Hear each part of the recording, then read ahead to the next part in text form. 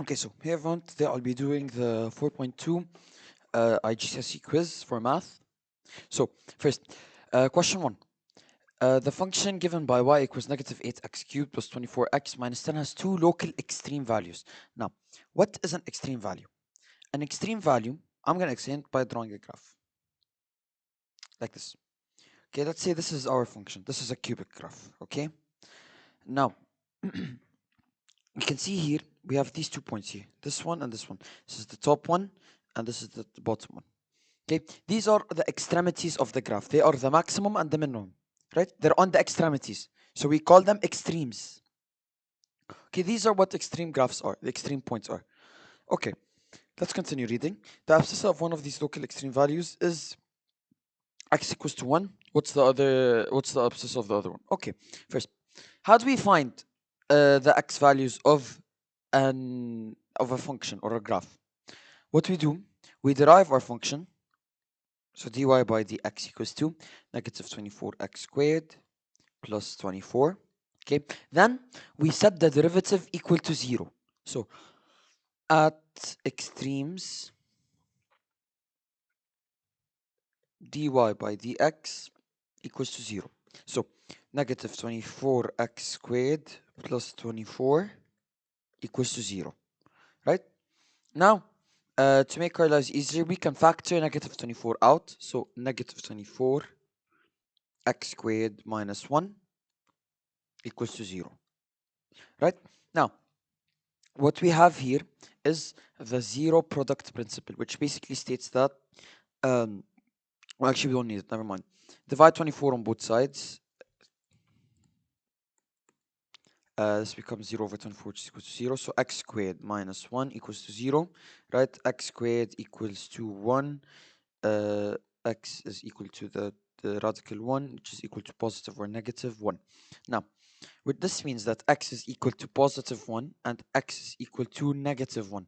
They already gave us x is equal to positive 1. We just need to fill out the other one, which is x equals to negative 1. And this is our answer. These are how to find extreme points. Okay. Question 2. Consider the following function. Consider the function given by y equals 3x squared minus 5x plus 7. Which of the following is true? Select the three correct options. Okay. First of all, let's derive dy by dx equals to 6x minus 5. Okay, straight away we can take this point because the derivative is 6x minus 5, right? Now, I have a very useful tip, but it only works for quadratics, so keep this in mind. Given ax squared plus bx plus c, okay, let me just check if I'm recording. Yes, I am. If a is less than or greater than 0, extreme point, the extreme point is a minimum. Basically, I'm not done. Let me just explain. If a is less than 0, extreme point is a maximum. Okay, so how do you graph the quadratics? Let's graph a positive one. Positive quadratic, think of it as a smiley face. So it's like this. Okay, this is positive. A negative quadratic, by the way, if it's positive, a is greater than 0. A negative quadratic, a is less than 0, it would have a sad face. Okay, these are two quadratics. Now, you can see here we have one extreme point. This one on the positive and this one on the negative, right? So, essentially, what this means is if we have a quadratic and it is positive, we have a minimum. We don't have a maximum, we only have a minimum. Okay, which means that, let's say this point A, if wait, okay, the x, let's, how did they write it? Okay, so dy by dx is less than 0 for x less than a. And dy by dx, as you can see, because the gradient is going to go down, it's going downwards, as you can see here, right? It's going downwards, so the tangent to any point is going to be negative, right? Which means that our derivative is going to be negative. Now, anything after um anything after anything after our vertex is going to be the gradient or the slope is going to be greater than 0. So 4x greater than a. Now, this doesn't need memorizing, but it's just common sense. Yani, if you were to graph a positive quadratic, as you can see here, it goes down for points that are less than the vertex, the abscissa of the vertex, right? And then it goes up for the points that are greater than the abscissa of the vertex. Okay, this is for the positive. For the negative, this is what, by the way, this is called a minimum. Okay, then at negative quadratics, this is called the maximum. These are our extreme points, the minimum and the maximum. Okay, so you can see here anything before it, let's call this point B. The derivative or the gradient of anything less than B for is gonna be greater than 0 for x less than B, and dy by dx is gonna be less than 0 for x greater than B.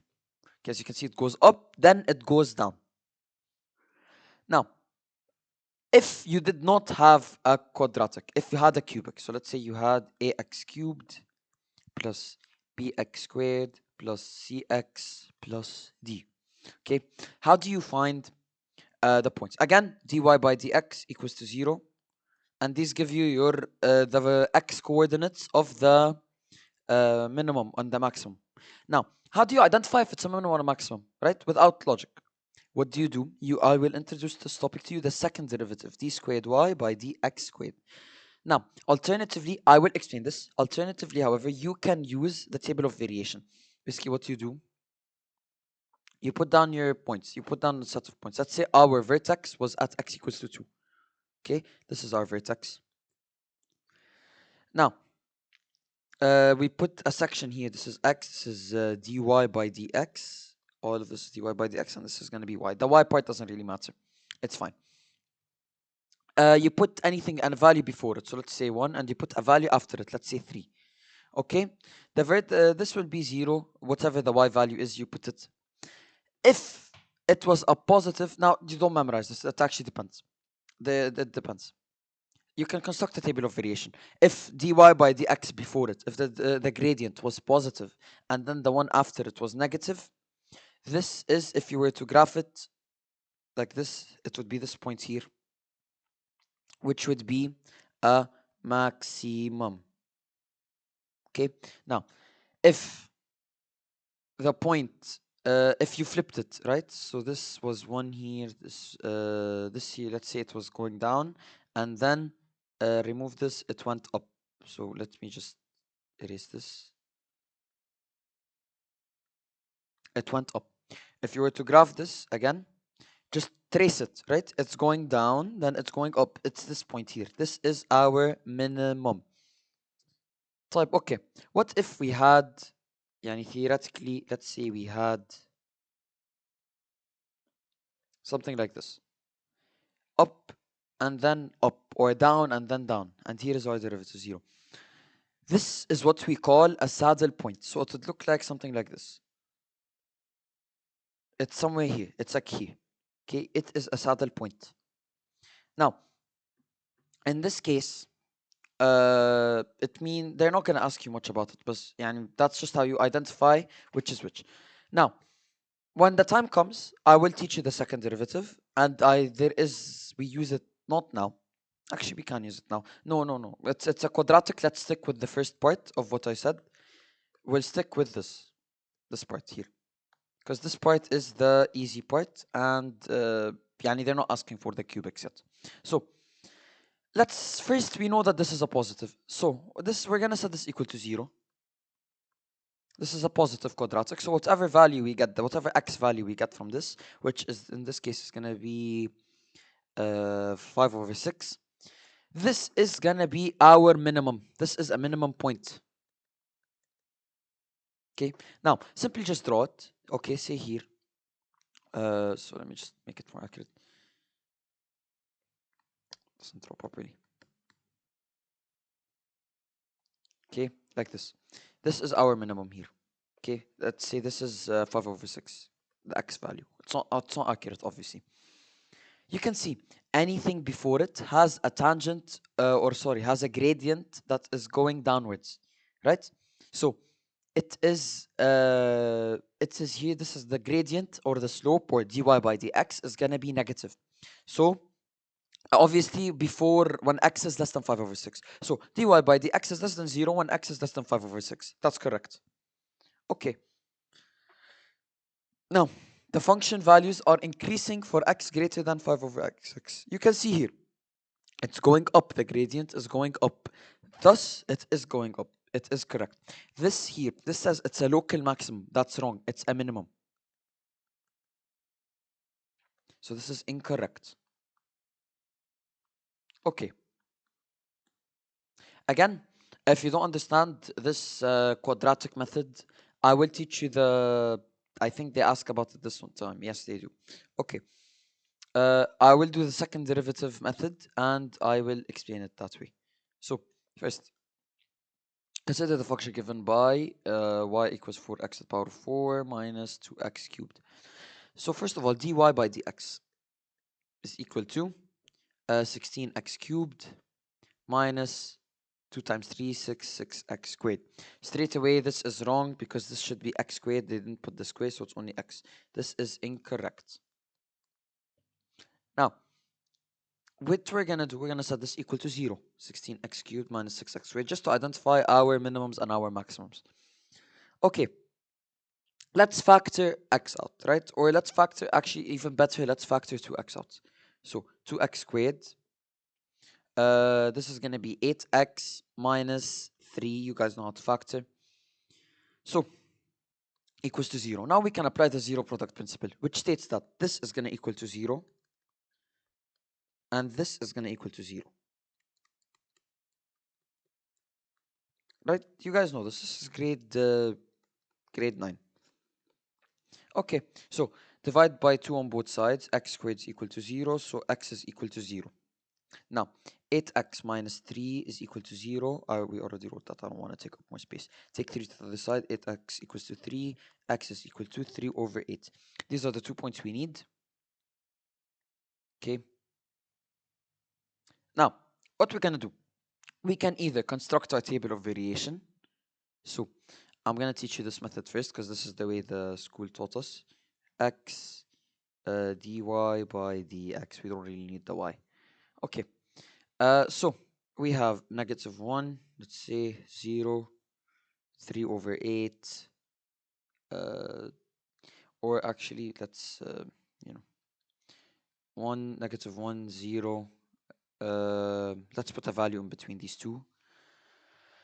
Let's see what is easy to calculate. Let's put, I don't know, 3 over 16, or no, 2 over 8. 2 over 8 would be bigger. Or, but wait. Let's put 1 over 8 also, associate 1 over 8, and then 3 over 8. This is, you can tell why I don't really like this method. It's long and it's not nice and it's unnecessary. 1 over 8, so then 3 over 8. Then let's put 1, for example. You can see it's a lot of points to work with, which is why preferably yani, we don't do it. Now, we can straight away put 0 for the 0. Remember, our points are saddle point, or not our saddle point, sorry. Our extreme values where x equals to 0 and x equals 3 over 8. And extreme values, we put dy by dx equal to 0. So dy by dx is going to be equal to 0 at x equals to 0 and at x equals to 3 over 8. Now, we're going to try it at x equals to 1. So what was our derivative? Our derivative was dy by dx is equal to 16x cubed minus 6x squared. Okay, let's try at x equals to 1. So 16 times 1 cubed minus 6 times 1 squared.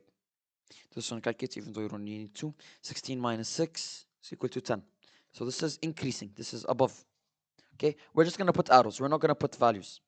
Now, at 1 over 8. this is where we will probably need the calculator. 16 into 1 over 8 cubed minus 6 into 1 over 8 squared. Now, it doesn't necessarily have to be 1 over 8. It just it has to be a value greater than 0 and a value less than 3 over 8. So, you do this on a calculator. 16, 1 over 8 cubed minus 6 into 1 over 8 squared.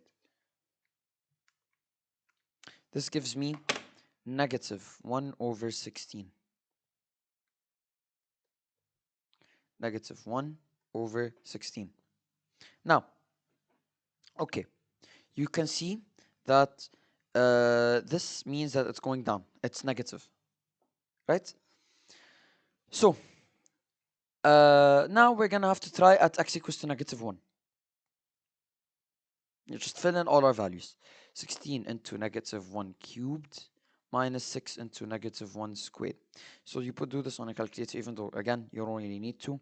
But we have to try to improve the calculator skills. And we try to work with the calculator as fast as possible. 16 negative 1 cubed minus 6 into negative 1 squared gives me negative 22. Okay, so this means that this is also going down. Now, what this means, this is a saddle point. So, just give me a minute. Okay, so basically what this means, right? Let me clarify. You have this table. Okay, so let's work off this table, then I'll actually clarify what this means. First of all, dy by dx equals to 0 for x equals to 0 or x equals to 3 over 8. We said this, that's correct, because they're extreme values. Now, dy by dx is less than 0 for x less than 3 over 8. 1 over 8 is less than 3 over 8. You can see it does go less than, I believe the value was a negative value.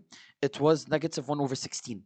So it is less than 0, which means that this is a correct value. Okay, this is a confusing section, I understand. But let me clarify to you with the graph. Right, let's keep this table. Let me go to Desmos. Okay, you can see here, this is our graph, and this is our table. Let's compare. At x equals to 0, you can see it's fully stationary, right? Now, you can see before it, look, it is going downwards. It is going downwards until x equals to 0. Let me draw it in a different color. Here, green. You can see it goes downwards, right? Until it reaches x equals to 0. Then after x equals to 0, it also goes downwards. It's a saddle point. Okay, now, it keeps going downwards until it reaches x equals to 3 over 8, which is this point here. Then you can see it just goes downwards. As you can see, it follows our table. It goes downwards, right? And then it hits here, then it starts going upwards, right? This is what we call our minimum. This is a stationary point, or not a stationary point. The stationary point is the minimums and the maximums in general. So yeah, pretty much, just to explain it graphically one more time. Before this, before at x equals to 0, this is x equals to 0 here. Before it was going like this. Before it was going negative. It was going downwards. Even after it reaches x equals to 0, it continues to go downwards. So we call this as a saddle point. Now, it keeps going downwards. It keeps going downwards until we reach this point, which is x equals to 3 over 8. After x equals to 3 over 8, it begins going upwards. So what, as you can see, it follows our graph. It follows our table, sorry. Downwards and then 0, and then after it downwards, and then it keeps going downwards until it reaches 0 again, and then it goes upwards. So what does this mean? Essentially, this means this x at x equals to 0 is a saddle point, and then at x equals to 3 over 8 we have a minimum. Okay, say you didn't understand this, right? I got it, the explanation, it's a bit confusing. There is the second method, which is the derivative of your derivative. Let me explain. So we have the function, right? We derived it, dy by dx equals to 16x cubed minus 6x squared, right? Now we're gonna derive it again. Okay, d squared y over dx squared equals to 16 times 3. You do it on a calculator, you get 48. 48x squared minus 12x. Okay, now there are a few rules. let me expand on this by itself. If d squared y over dx squared is greater than 0, then the point is minimum. Okay, and if d squared y over dx squared is less than 0, the point is a maximum. Okay, think of them as opposites. Less than 0, or sorry, less than 0 maximum, it reaches more than it's less than 0 maximum, greater than 0 it is minimum. They sound opposite to each other, right? D squared y over dx squared, if it's positive, it's gonna have a minimum, and if it's negative, which is less than 0, it's a maximum. Now, what if it's equal to 0? If d squared y by dx squared equal to 0, then the point is saddle point. Okay, let's try this. We have this value. Now, remember our points were, again, we find the points from the first derivative. We don't use the second derivative, only as substitution. Let me show you what I mean. Our points were x equals to 0, x equals to 3 over 8 from the previous one. Remember, we set the first derivative equal to 0, and then we got our extreme values. Now, we have our second derivative, which is, let me just copy it over so I have more space. D squared y over dx squared is equal to 48x squared minus 12x, I believe. 48x squared minus 12x, and we have our points x equals to 0, x equals to 3 over 8. What we're going to do, we're going to substitute these points at onto the second derivative. So at x equals to 0, d squared y by dx squared is equal to 48 times 0 squared minus 12 times 0. You can see this is equal to 0, which satisfies this, which means that it is a saddle point. And then you use your table of variation to see if they're both going downwards, or if the gradients are both negative or the gradients are both positive. That's the only case where I'd actually recommend using the table of variation, because this is much easier. At x equals to 3 over 8, 48 times 3 over 8 squared minus 12 times 3 over 8. So we do this, 48 times 3 over 8 squared minus 12 times 3 over 8. This gives me 9 over 4. Now, 9 over 4 is obviously greater than 0. And again, they're opposites. If it's greater, that means it's a minimum. Okay? So this means that let's write this as if it was written. The point at x equals to 0 is a saddle point, and the point at x is equal to 3 over 8 is a local minimum. There we go. Now, they say they wanted you to expand. Okay, like this, for example, like this. dy by dx is less than 0 for x is less than 3 over 8. Again, think about it. A minimum means that it is going down. Like if you were think of it in the quadratic sense, right? Just simplify it in the simplest case. In a minimum point. So like this. It goes down, then it goes up. So therefore, dy by dx, as you can see, let's say here was 3 over 8, is less than 0. Sorry, that's greater than. Less than 0 for x less than 3 over 8. Because as you can see, it's going downwards. It's going to the negative end. It's going negative, and then it will go positive after 3 over 8. So we'll just write that down. And dy by dx is greater than 0 for x greater than 3 over 8. That's it. that was the end of this quiz. Good luck, guys. Enjoy your studying session. يلا goodbye.